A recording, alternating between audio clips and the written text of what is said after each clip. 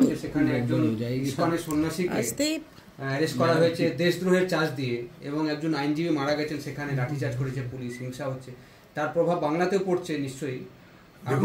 সব থেকে বড় কথা যে বাংলাদেশে যে ঘটনা ঘটছে তা নিয়ে ব্যক্তিগতভাবে বলুন আমি অত্যন্ত চিন্তিত এবং মানসিকভাবে পীড়িত। মানে গত কয়েক মাসের মধ্যে গোটা বাংলাদেশের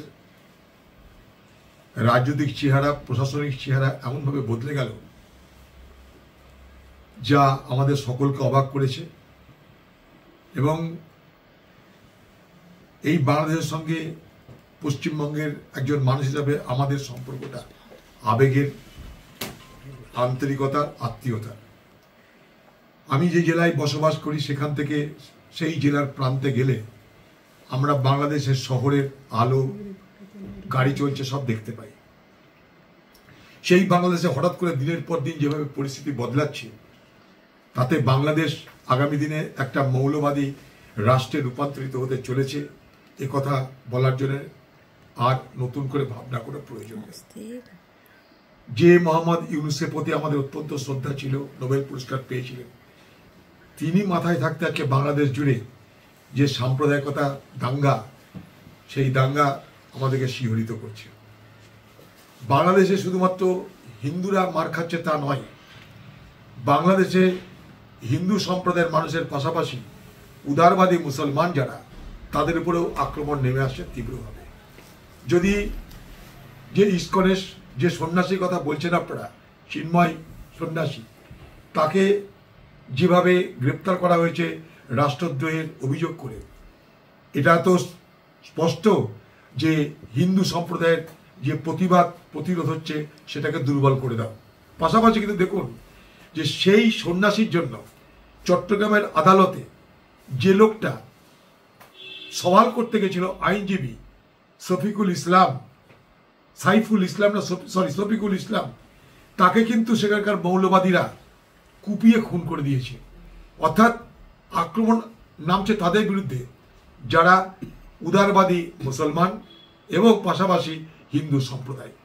তো স্বাভাবিকভাবেই বাংলাদেশের এই ঘটনায় আমরা যার পরনাই চিন্তিত। আমার একটা জিনিস বড় অবাক ঠেকছে যে বাংলাদেশের সঙ্গে আমাদের এই আবেগের, হৃদয়ের সম্পর্ক, এই বাংলাদেশে আমি নিজে গেছিলাম রেলমন্ত্রী থাকা অবস্থায়। আমি সেখানে গিয়ে ভারত সরকারের পক্ষ থেকে 2টো ডিজেল ইঞ্জিন বাংলাদেশের সরকারকে উপহার দিয়েছিলাম আমরা। আমি শেখ হাসিনার সঙ্গেও দেখা করেছি, বেগম খালেদা জিয়া যখন প্রধানমন্ত্রী ছিল তখন আমার বাংলাদেশে যাওয়ার সুযোগ হয়েছিল, তার বক্তৃতা শুনেছি। বাংলাদেশের মানুষের আতিথেয়তা, আন্তরিকতা সকলকে অভিভূত করে, আমাকেও করেছে। শুনলে অবাক হবেন যে আমাদের পার্লামেন্টের থেকে যে ডেলিগেশন আমরা গেছিলাম বাংলাদেশে, সেখানটাই আমাদের দলের, আমাদের ভারতবর্ষের যারা ডেলিগেশন, তারা তাদের কথা ইংরেজিতে বলছে, বাংলাদেশের এমপি তারাও ইংরেজিতে উত্তর দিচ্ছে, আলোচনাটা ইংরেজিতে হচ্ছিল। আমি মাঝখান থেকে ইংরেজি না বলে আমি বাংলায় আমার বক্তব্য শুরু করলাম। বিশ্বাস করবেন না, বাংলাদেশের একজন স্থানীয় মুসলমান এমপি, সে চোখ ছলছল করে জড়িয়ে ধরে আমাকে আতিথেয়তা এবং তার অন্তরঙ্গতা প্রকাশ করেছিল।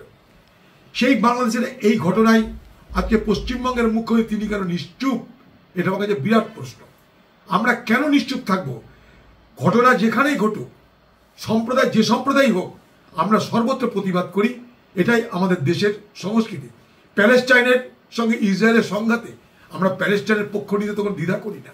ঠিক একইভাবে কেন বাংলাদেশের হিন্দু সম্প্রদায়ের মানুষের উপর আঘাত নেমে আসবে, একথা আমরা স্পষ্টভাবে কেন বলতে পারবো না? একথা বলা মানে কোনো সাম্প্রদায়িকতা নয়। আবার বলছি, সেখানটায় উদারবাদী মুসলমান, তাদের উপরে আক্রমণ নেমে আসছে। বাংলাদেশ থেকে উদারবাদী মুসলমান এবং হিন্দু উভয়েই পালাতে চাইছে, তার জন্য বর্ডারে পর্যন্ত এসে সেখানকার জজ, একজন মুসলমান জজ, তাকে হত্যা পর্যন্ত করে দেওয়া হয়েছিল। অতএব ধর্মনিরপেক্ষ ব্যক্তি, উদারবাদী মানুষ আজ বাংলাদেশে বিপদাপন্ন। তারা মুসলমান, তারা হিন্দু, উভয় সম্প্রদায়। সেখানটায় আমরা চুপ করে থাকি কেন? পশ্চিমবঙ্গের মুখ্যমন্ত্রী আপনি না 21শে জুলাই সভা থেকে বলেছিলেন যে বাংলাদেশের ঘটনায় যদি কেউ শরণার্থী হিসাবে আমাদের দেশে আছে, আমরা তাদেরকে প্রত্যাখ্যান করতে পারবো না, আমরা তাকে সাহায্য করব, আপনি বলেছিলেন। অথচ আপনি চুপ কেন আজকে? তাই স্বাভাবিকভাবেই বাংলাদেশের ঘটনা নিয়ে পশ্চিমবঙ্গের মুখ্যমন্ত্রীও পাশাপাশি পশ্চিমবঙ্গের সব ধর্মের মানুষকে আমি বলবো যে আপনারা সবাই মিলে এটা অন্তত আবেদন করুন বাংলাদেশের সরকারকে যে এই ধরনের নির্যাতন, এই ধরনের হিংসা যেন বাংলাদেশে বন্ধ হয়। আমরা বাংলাদেশের স্বাধীনতা যুদ্ধের সঙ্গে জড়িত, তখন আমরা ছোট ছিলাম। 71 সাল আমার মনে আছে, বাংলাদেশের হাজার হাজার সেদিনের মুক্তিযোদ্ধারা তারা আমাদের শহর বহরমপুর আশ্রয় নিয়েছিল, আমি জানি। তাদেরকে আমরা সেবা শুশ্রূষা সব করেছিলাম। বাংলাদেশের মানুষের তাই ভারতবর্ষের প্রতি, আমাদের বাঙালিদের প্রতি এত তাদের দরদ আপনি কল্পনা করতে পারবেন না। তৃণমূল বলছে